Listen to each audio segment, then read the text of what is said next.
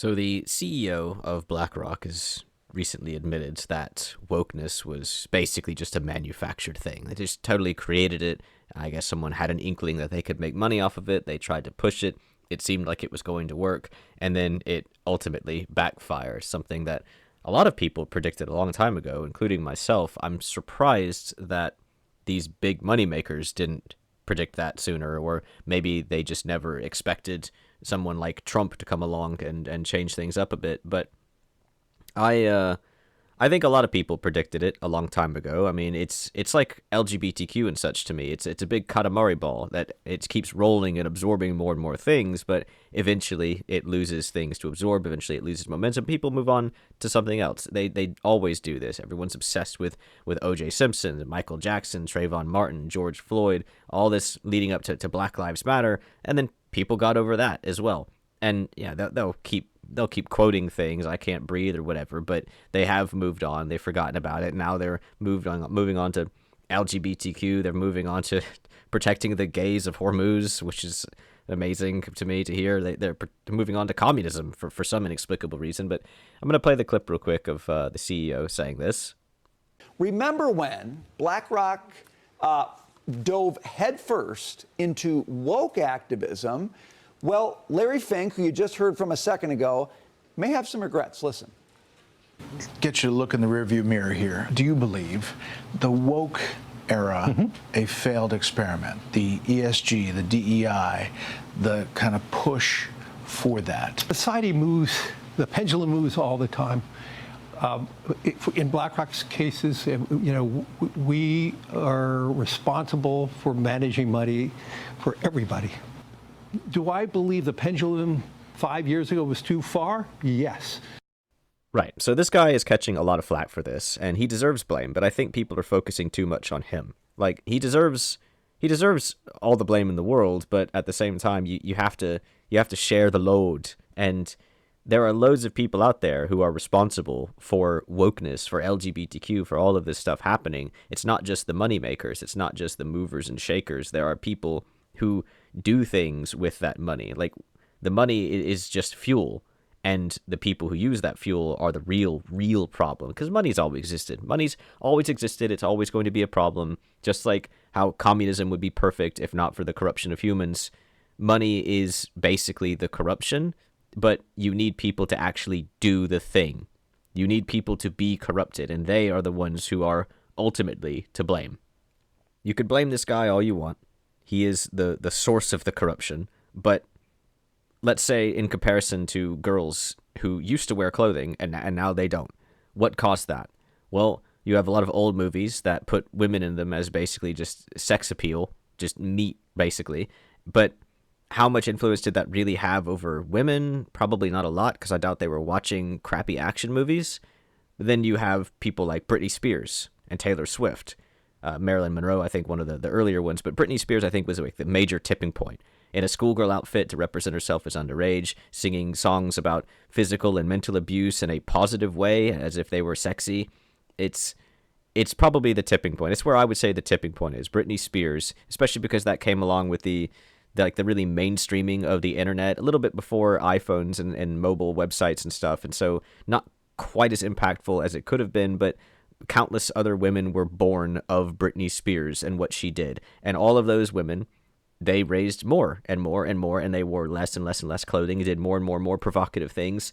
And all of that came because Britney Spears took a paycheck to go on stage and twerk. Well, I guess it was probably before twerking, but, do some provocative dance in a schoolgirl outfit while singing about sex. That's where the money led to. She was being paid, she was being corrupted to do that, but she was the vector through which the corruption spread. So the corruption in and of itself is bad, but she's like a missile, like you stick the corruption in a missile, the disease in a missile, and you launch it, and then you infect everybody. That's, I think, where most of the blame comes from. Like, yes, she had all of her managers and her bosses and such as well. They're all to blame. All of these people are to blame. They all have their own share of the load, as does the CEO of BlackRock. But at the end of the day, it's the people who are trying to push something using that money. And I mean, we got Hello Baby Inc. and loads of other places that have tried to push all these wokeisms. We had the vice president and president-elect Kamala Harris straight up pushing like a female agenda. Because it's not just wokeness. I mean, wokeness is tied into all of this other thing. Like it's all one big bundle, one big Katamari ball. And it's been rolling and rolling and rolling for so long, gathering up more and more things. And now this is sort of like a loose thread. So the question is, what do you do now? Like, how do you heal the wound of wokeness that's been marked upon the Western world? Like, there's so many other similar things. I think they all do tie in, as I said. Like, abortion. I mean, you say you're taking away no questions asked abortions, and people march in front of the White House and start waving around communist flags and call you a dictator and say that you deserve to be annihilated. I mean, that seems like a proper response to me. You say you're going to take away hormone treatments and surgeries from children to make them transgender, to disallow people to teachers specifically, to brainwash children to be transgendered, and people lose their minds and call you a dictator, even though they're also pro-communist. Like, what do you do to get women to start wearing clothing again? Like, what do you do to get rid of all of this stuff that's happened as a result of hyperfeminism? It's not like it's going to just go away. I mean, we want it to, but I really don't see wokeness just going away as some simple thing. It's going to take generations, and in that amount of time, it can come back. So it is, I think, I've described it to myself as like a Horcrux that's nestled in our soul without us even knowing about it. It's not going to go anywhere anytime soon, and I don't know if it ever will. And to a degree, like, I mean, I don't think there's anything bad with like the positive aspects of wokeness, but it became very toxic very quickly. So quickly that it never really had time to fruit any real positive narratives. Like, some of it, like, people, I think they just want a place to belong, and they just want something to do with their lives, and they want to feel meaning, and that's why a lot of people get wrapped up in stuff like this. It's why a lot of the people are out there doing protests and stuff. I think they will come to regret it as they get older, or at least be embarrassed by it in their own memories.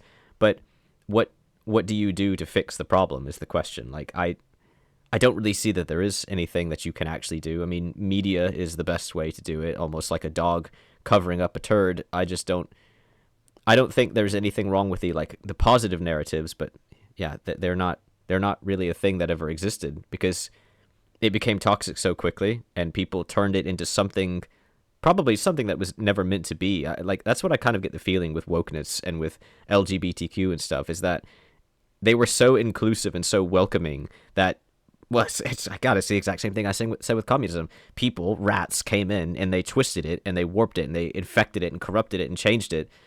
People who are rat-like just took something that probably wasn't bad originally and they made it bad. And that's where we got to. But I just wanted to make a quick video because I don't like that everyone's blaming this guy singularly.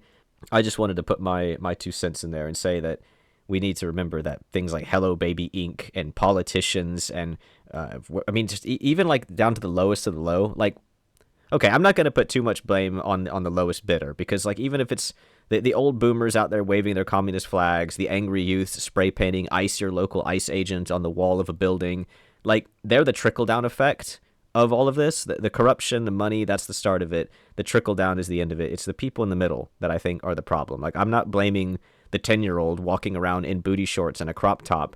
They're the result of Britney Spears, which is the result of someone offering Britney Spears a fat paycheck. The people in the middle, though, they're the ones who actually did the thing. They're the problem, the main problem.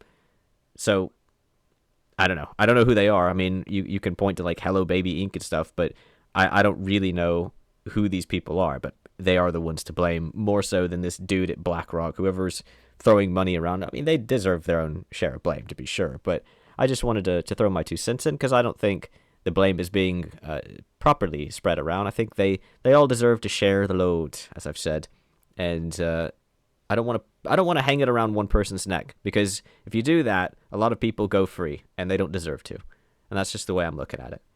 But if you enjoyed, if you agree, thank you for watching, and please do the YouTube things.